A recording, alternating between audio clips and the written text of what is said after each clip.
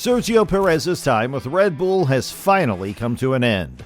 Their contract was initially set to continue until 2026, but now they're ending it at the end of 2024. So what exactly happened between them? And as he departs from the team, who will take his place in the upcoming 2025 season? Well, let's find that out in today's episode. At the core of this situation is the financial aspect, which makes things very complicated for the team. Red Bull is facing a huge challenge. Initial reports said Perez wanted 16 million euros, but recent estimates suggest the total cost of buying him out could reach 75 million euros. This figure includes severance and other financial obligations tied to his contract. For a team like Red Bull, which operates under a strict budget cap, this could have a massive impact. Every euro spent on resolving this issue takes away from resources that could improve their car or performance in future seasons. The 2023 season was a career peak for Perez. He finished second in the Drivers' Championship behind Verstappen, earning 9 podium finishes, including 2 victories in Saudi Arabia and Azerbaijan. These results helped Red Bull secure the Constructors' Championship and cemented Perez's reputation as a reliable second driver. We saw him as more than just Verstappen's teammate. He was an integral part of Red Bull's dominance. Unfortunately, 2024 was a completely different story. Despite starting the season strongly with podium finishes in Bahrain, Saudi Arabia, and Japan, Perez's form took a sharp downturn. By the time the Miami Grand Prix arrived, he managed a 4th-place finish, but that was the last time he placed in the top 5. Over the next 18 races, Perez's performance fell apart. He only managed to score 49 points in total, with 5 races ending in a did not finish. The rumors were that he wanted the full amount that he was owed at the time of the leave. Former F1 champion Nico Rosberg has weighed in on the matter. He pointed out how Perez's performance has been inconsistent in recent seasons. Compared to Max Verstappen, Perez has struggled significantly. Rosberg noted that the gap between the two drivers is often as much as 6 or 7/10 of a second, which is a considerable difference in Formula One. The reason for Perez's decline are complex. Red Bull's car design, often tailored to Verstappen's driving style, may have been one factor. Also, Red Bull is facing increased competition from rival teams. Ferrari and McLaren have made significant improvements, and Mercedes is bringing in a promising new driver, Antonelli.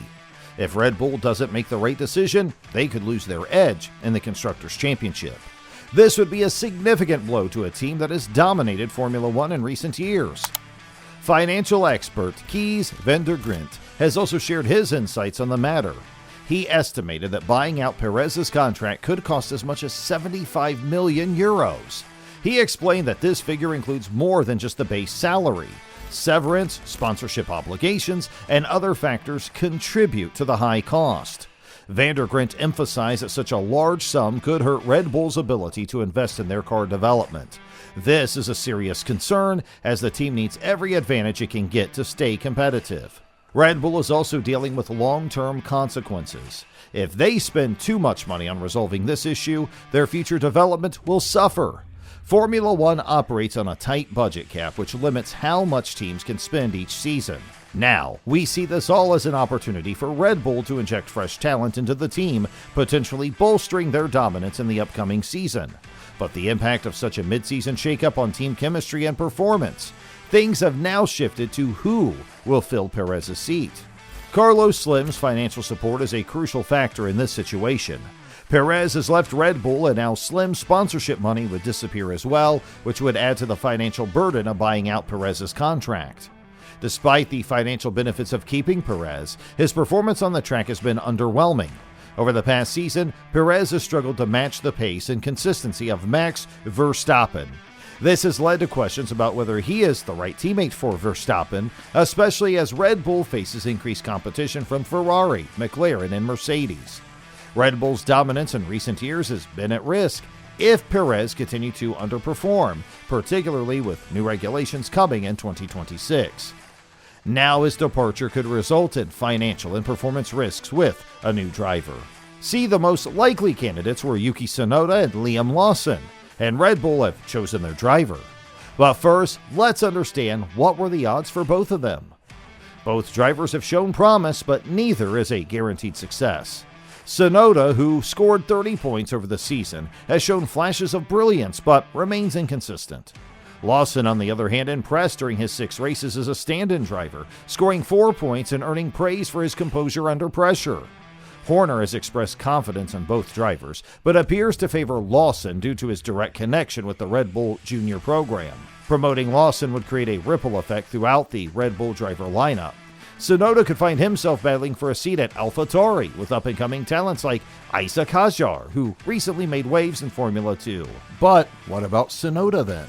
Tsunoda's future is further complicated by his ties to Honda, which is set to leave Red Bull and partner with Aston Martin.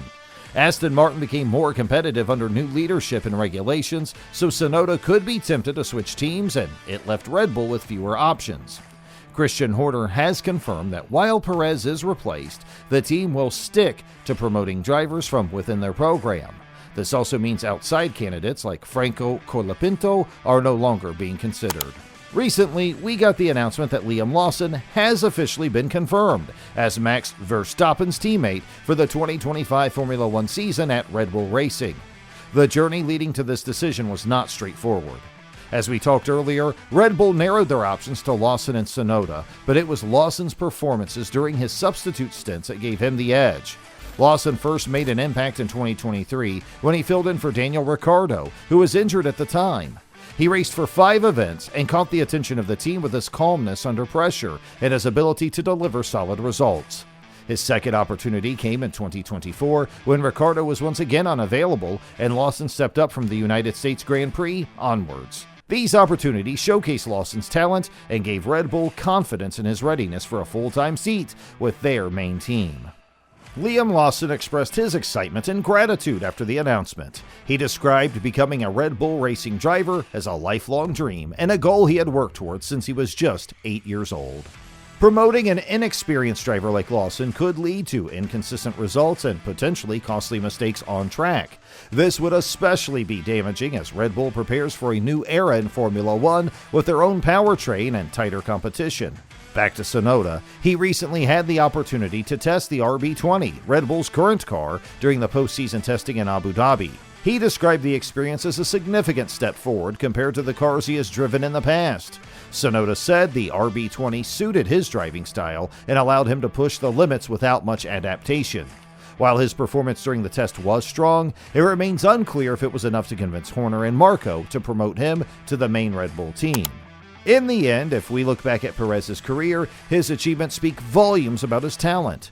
Since his debut in 2011 with Sauber, he has won 6 races and secured 29 podium finishes. 5 of those victories came during his time at Red Bull, proving that he could compete at the highest level. Despite his current setback, Perez's future in Formula One remains uncertain but hopeful. With Cadillac entering the sport as the 11th team on the grid, there is speculation that he might find a seat there. And this is all we have for today's episode. Now before you leave, just don't forget to give us a like and also subscribe to our channel for more upcoming updates.